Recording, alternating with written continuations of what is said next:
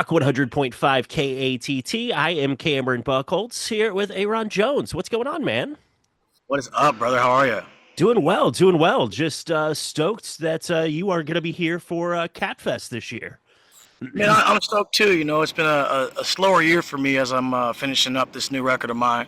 So I'm pumped to be getting out, but also just pumped to be able to play some cool music and for some cool people, man. Indeed, dude. Yeah, it's only like three U.S. dates I think you have on your schedule for like the rest of the year. Yeah, something like that. Yeah, I just left Nashville. We just finished up the last little bit of recording for my new album. So right now we're just working on how we're gonna get that out to the people, man. Nice, nice. And so, I mean, I'm assuming that the next record, looking at the first record and the second, the third record has to have some sort of reference to being some sort of kid or boy or something, right? Like it's got to be useful. That, bro. It's got to be useful. So funny you said that. I was like, this gotta be trilogy, man. We gotta do something dope. The grown man. Yeah. you know. But no, that's rad. So is it pretty much done, and now it's just the waiting game of marketing and all that things to get those ducks in a row and get vinyl pressed and all the things that take way too long? Absolutely, yeah, man. I just signed a deal with 30 Tigers, and so we've been working together trying to figure out how we want to just get this thing on out. That's the music is almost like the easiest part, right? Like you get that's the part where you go in and you do the thing that you do. The recording, if it would be the instrumentation, if it's the writing, the actual performance part is the easy part, man. But the marketing and like knowing how to put it out there and do it the right way, I think is probably a little bit harder, because you can have a great record and bad marketing, Sure. and that'll hurt you just as bad as having bad music. Yeah, maybe worse actually. Right. True, exactly. But now, what can you tell us about the sounds of the third record here? Is it pretty? Because the first two records I feel like are sonically pretty similar. They feel kind of Yeah. 1.2 kind of thing. Yeah, I think the first record, my first album was a more, it was indie turned major, like a lot of artists do. Is they have an indie career, they'll get signed to a major record label, and then within that space, what they'll do is they'll take their old records and then they'll rewrite them and put them on their new record, and you can kind of hear the crossover happen. And then I felt my second record was a lot more commercial, as I had more commercial writers involved. And this record, we still went for a commercial thing, but I think that my growth as a songwriter and a performer and singer and all those things kind of shows itself. And lyrically, we took a lot of time to really say something special. And I think it's a unique record in all the ways, man. Cool. And you just mentioned going to a new record label. Is that kind of a stressful thing? Like, how does that affect your mindset? Imagine you're dealing with new people, you're dealing with a new system, kind of like what's that like?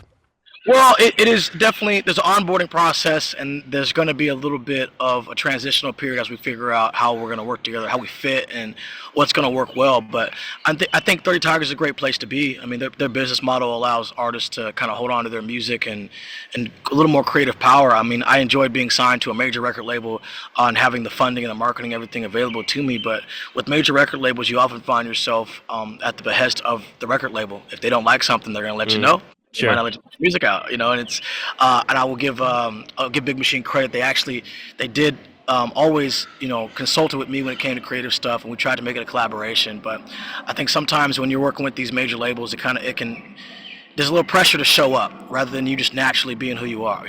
Sure.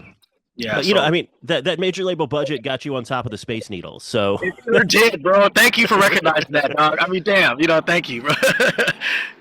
yeah, that alone is probably worth it, regardless of anything else.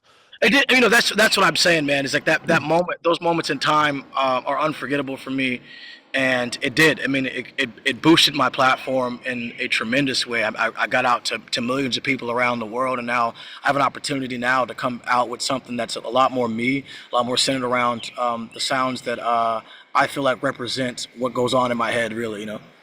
Awesome.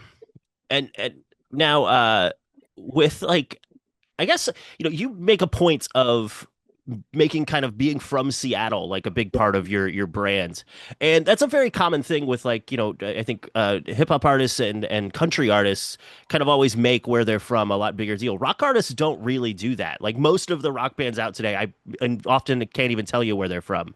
So what's kind of your mindset of making that such a big part of who you are? I think it was the hip hop aspect is what I talk about in the music. I think it kind of gets missed sometimes. I think you can hear it sonically at times. I think that one thing that hip hop does that no other genre does is they make it about them. You know what I'm trying to say? So I think that's the mentality for me, being born and raised in akin to the same neighborhoods as where rappers came from, and I understand their stories and why they would want to speak about who they are and where they're from. It's a point of pride for them, and so I think that's the mentality I walk into with my music is like where I'm from is a point of pride from the rock perspective, and the hip hop perspective, but really I'm from the same neighborhood that Jimi Hendrix came from, and I grew up in the era when Nirvana was huge and Pearl Jam was huge, and I grew up during the grunge era. There's a legacy of music here that flows through my veins, and sonically I was taught. I mean, working with Bear Martin. If you listen to Take Me Away, Bear Martin's the drummer on Take Me Away, because some of the music that I brought to my first record, like I said, it came from my indie career too. So I'd done a couple indie records, and one of my indie records was produced by Barrett Martin, and so we took some of those songs and we reworked them and put them on the record. So, but Barrett Martin was a huge contributor for me to understand what it meant to sound like you're from Seattle, you know what I mean? And he brought me in, being a person from that world, he brought me into that world and showed me what it meant. And from that point forward, it really became about being, or taking, those sonic sounds and putting them forward and making, representing where I'm from the best I could. You know what I mean? Like I just always wanted to be about Seattle, and I want people to know when they hear my music that it sounds like it's from Seattle. Like what a disservice it would be for me to be the kid from Seattle, the rock kid from Seattle, the current dude, and to sound like, oh man, he sounds like Steve Ray Vaughan from Austin, Texas. Yeah. You know what I mean? Just another dude with a strat and a hat. Who cares? Oh man, cool. A dude with a Stratocaster, in a pentatonic scale, nice. So it's like I wanted to make sure that the world knew that this music was from Seattle, man. So that's always been a point of contention. This next record for me is it sounds like it's from Seattle. It really does, man. We embodied that for sure. I mean, I always like that aspect of anybody, because I feel like it helps the like narrative of the music almost, because it gives it that time and place that is. So, but in terms of KATTFest, which is August 22nd at Lucky Star Amphitheater, you are going to be there with I Prevail and Chevelle and a bunch of others. Tickets are on sale now, and you haven't really performed in like around Oklahoma City very much. Like you've done Rocklahoma, I think twice or maybe three times. I don't even know. I think three. I was thinking the same thing. Maybe three times. Yeah, we did. We went. Well, yeah, three times. Yeah. And then I saw you at like a smaller club show in like a small town in Chickasha. Yeah. But I don't know that I've ever seen you actually like in Oklahoma City, or like, have you done? I'm sure you have. I played Tulsa a bunch, but not Oklahoma City. I've done Tulsa quite a bit. But Oklahoma City, I think this will be like my first big Oklahoma City show, to be honest with you. I don't think I've done Oklahoma City, a venue in Oklahoma City ever. Nice. This is it's a little it's not like the city proper, but it's closer than Chickasha and certainly than like Rocklahoma or whatever. But in your three times doing Rocklahoma, obviously you've done a bunch of different of those festivals and all the Danny Wimmer stuff and whatever. Yeah. Is there anything that sticks out in your mind about Rocklahoma? How hot it is. Yeah. Yeah.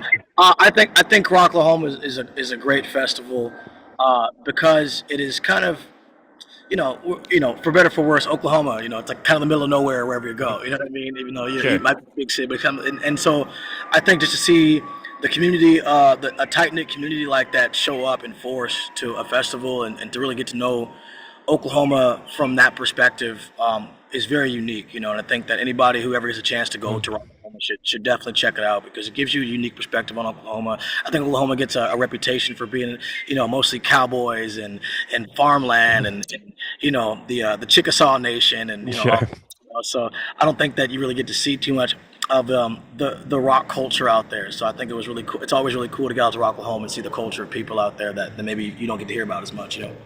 And when you come to OKC, I hope you don't hold any of the basketball stuff against us too hard. That's definitely going to happen. I'm sorry. Sure. Yeah. No, I get it. I don't think I'm allowed to. I don't think that I'm allowed to be there and not. You know what I'm trying to say? Like I really have to. If I'm from Seattle and you're from Oklahoma, I'm not. I don't watch basketball anymore because of you people. There you go. Sure. Yeah. Well, sorry. You did it personally. You did that. No, I know. Yeah. But no, man, just stoked to have you at KATTFest. And unfortunately, you bring up the heat at Rocklahoma. This show is going to be, outside in August, so it's going to be the same. It's going to be a sweaty mess. It's the day before my birthday, man. Oh, well, do party it up, man. Yeah, and then I'm gonna go home to my kids. I'm like, oh man, okay, I swear. Yeah, I'm excited, man. I mean, to have a show day for my birthday is gonna be awesome. I'm really excited. Awesome, man. Well, yeah, thank you so much for taking the time and stoked to see you at KATTFest in August and looking forward to the new music maybe sometime before the end of the year. Yeah, I think we're looking at the fall for some new music release here. So we're gonna keep you guys updated, and I'm excited, man. So it's gonna be fun. Awesome, dude. Well, we'll All just see you at KATTFest. All right, brother. We'll see you soon, man.